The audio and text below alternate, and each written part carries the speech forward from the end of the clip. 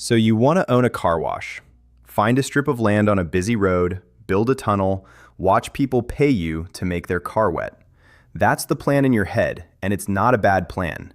In 2004, a car wash company called Zips opened its second location. By 2022, it had scaled to 260 locations across 23 states, pulling in $345 million a year in revenue, backed by private equity money that saw an unstoppable trend and wanted in.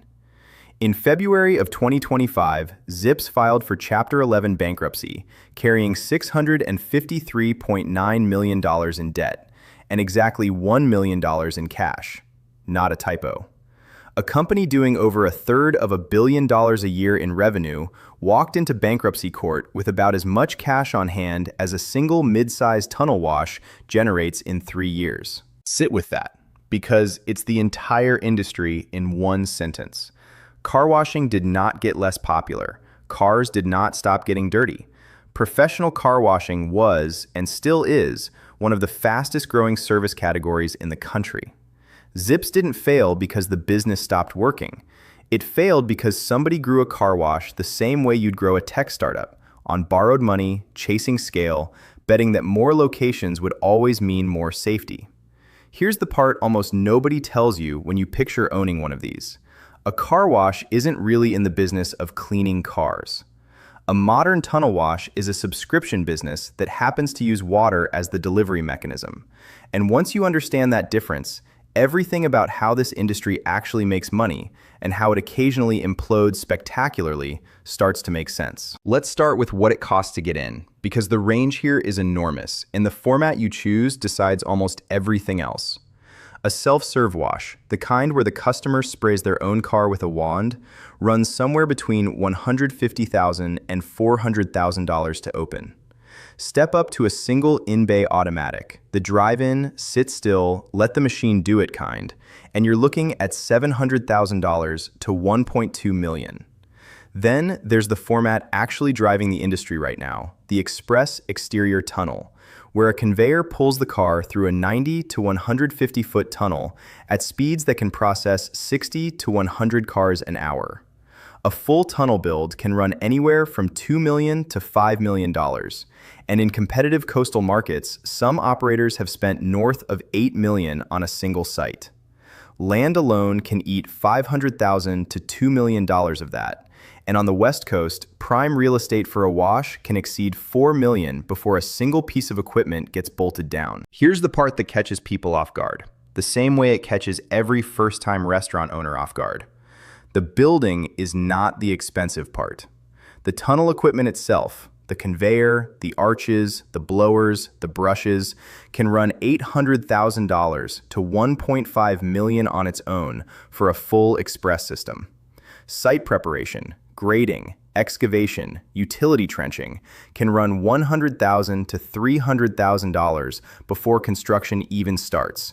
And that's before you've dealt with the fact that steel tariffs have been pushing up the cost of the tunnel structure and vacuum canopies every year since 2025. Add licensing, environmental permits for water discharge, health and fire inspections, and you're looking at another $5,000 to $50,000 depending on the size of the operation. All in, a serious express tunnel car wash typically requires somewhere between $2.5 and $7 million before it ever washes its first car for money. For that kind of money, the car wash could just buy everyone in the neighborhood a new car and let them keep it dirty. Now here's the cost category that doesn't show up on anybody's mental checklist until they're already 3 months into permitting. Water. Every car wash in America is legally required to send its wastewater to a sanitary sewer, never a storm drain, under the Clean Water Act. And an older full-service wash without reclaim technology can use 70 to 100 plus gallons of fresh water per car. Multiply that by even a modest 200 cars a day, and you're looking at up to 20,000 gallons of water moving through the property daily, all of it requiring pretreatment before it touches a public sewer system. A proper water reclaim system, the kind that filters and reuses wash water instead of drawing fresh water for every single car, costs $15,000 to $40,000 to install. In states like California, where the State Water Resources Control Board runs some of the strictest discharge standards in the country, many cities simply won't approve a new car wash without one. Skip it, and you're not just wasting water, you're building a facility that may not survive its own permitting process, let alone a drought year water restriction. Water, unlike everything else on this list, is the one ingredient in the business you can't put on a payment plan. Now, the part where this stops looking like a car cleaning business and starts looking like something else. Picture two customers. The first drives up once, pays $20 for a single wash, and you never see them again. The second signs up for the unlimited monthly plan at $35, and here's the detail that changes the entire math. The average member on an unlimited plan uses it about 3.2 times a month. Do that math yourself. 3 washes worth of water, chemical, electricity, and tunnel wear, all covered by a single flat fee, and the membership is still profitable because the marginal cost of running one more car through a tunnel that's already running is close to nothing. One documented example from inside the industry. A $40 unlimited plan can net around $25 of pure profit per member per month, after water, chemical, and equipment costs are backed out. Industry-wide, members of unlimited wash plans are considered part of the top 20% of customers, who generate roughly 80% of a car wash's total income. That's not a rough estimate.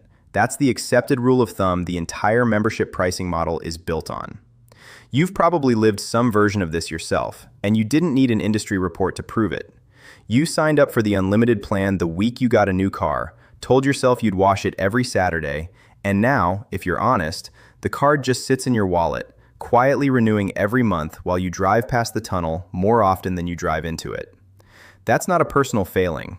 That's the exact behavior the pricing model is counting on, the same way a gym counts on a January membership nobody uses by March. Here's the seasonal wrinkle that shapes the whole business, and it's a strange one because it cuts both ways. Rain kills single wash traffic instantly. Nobody drives to a car wash in a downpour. But membership revenue barely notices because members already paid for the month, whether they show up or not. This is precisely why the entire industry pivoted toward subscriptions over the last decade. Membership programs grew roughly 43% between 2019 and 2022 alone, and by 2025, the exterior express format, built almost entirely around monthly plans, had captured 55% of the entire US car wash market by service type, growing faster than any other segment. A wash that depends purely on one-time transactions is exposed to weather, competition, and pure bad luck on any given Tuesday. A wash with a mature membership base has already been paid for the month before the first car of the day even pulls in. This is exactly the mechanism that made Zips look unstoppable right up until it wasn't. Because membership revenue is so predictable, lenders and private equity investors treated car wash cash flow like it was as safe as a mortgage payment. That confidence financed the building boom. Nearly 1,000 new express tunnels went up across the country in a single year during the 2021 to 2022 peak. Investors weren't just buying car washes. They were buying the buildings and then selling them right back to the operator in what's called a sale leaseback, pulling cash out immediately while locking the operating company into a long-term rent obligation on a building it used to own outright. Zips scaled from 2 locations to 260, largely through this kind of leveraged, PE-backed acquisition strategy. It worked beautifully as long as interest rates stayed low and new locations kept opening faster than old debt came due. When rates rose and competition intensified in the same neighborhoods operators had been racing to saturate, the math flipped. Hilco Real Estate, brought in to evaluate the company's footprint before the bankruptcy filing, recommended rejecting 41 locations outright, about 16% of the entire portfolio, because those specific sites simply could not carry their own lease payments anymore. The restructuring eliminated $279 million of debt, and the company emerged from Chapter 11 in April of 2025 with roughly 230 locations instead of 260, still fighting landlord disputes over rejected leases well into 2026. Let's talk about staffing and insurance, the two ongoing costs that quietly separate a well-run wash from one bleeding money every month. A tunnel operation runs surprisingly lean on labor, typically 3 to 5 employees per shift, since the conveyor and automated equipment do most of the physical work a full-service hand wash would need a dozen people for. That's actually one of the format's biggest advantages: high throughput, low headcount. But general liability and commercial property insurance for a facility running heavy equipment, chemicals, and constant vehicle traffic isn't cheap, commonly landing in the range of several $1,000s a year, even before you add coverage for the specific risk of a car getting damaged inside the tunnel, which happens often enough that most operators budget for damage claims as a routine cost of doing business, not an edge case. So how does a car wash actually make money once you're past all of this? At a stabilized, well-run site, gross margins commonly run 50 to 70%, and mid-teens to 20+% net margins are typical once the location matures.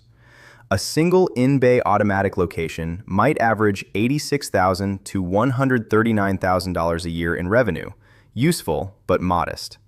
A mature express tunnel with a strong membership base tells a completely different story, commonly generating $300,000 to $700,000 a year, with the strongest sites, the ones with deep membership penetration and multiple locations under one operator, clearing anywhere from $700,000 to over $2 million. New sites typically take 12 to 18 months to reach stabilized volume, and the membership base itself takes another 6 to 12 months on top of that to build up meaningfully, which means the first 2 years of owning a car wash often look far less impressive than the spreadsheet the seller showed you. Put the good and bad years side by side, and the gap is stark. In the strong version, you picked a high-traffic corridor, built a proper reclaim system that kept your water costs predictable even through a dry summer, and grew your membership base past the point where one-time traffic even matters anymore. You're sitting on 50 to 70% gross margins, a loyal card-carrying customer base, and cash flow that barely notices a rainy month. In the ordinary bad version, nothing dramatic happens at all. A competing tunnel opens half a mile away and undercuts your membership price by $5 a month. Your reclaim system needs an unplanned repair during your permit renewal window, and the debt you took on to build the site in the first place suddenly costs more to service than you budgeted for when rates were lower. No single event sinks you. It's the same quiet math that took down a company doing $345 million a year.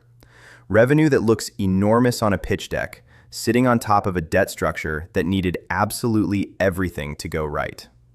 Cars are still going to get dirty tomorrow, and people are still going to pay to make that someone else's problem. That part of this business was never actually in question. What Zips proved in the most expensive way possible is that the tunnel, the membership card, and the water reclaim system were never the risky part of owning a car wash. The risky part was how much of somebody else's money you borrowed to build it faster than the neighborhood next door.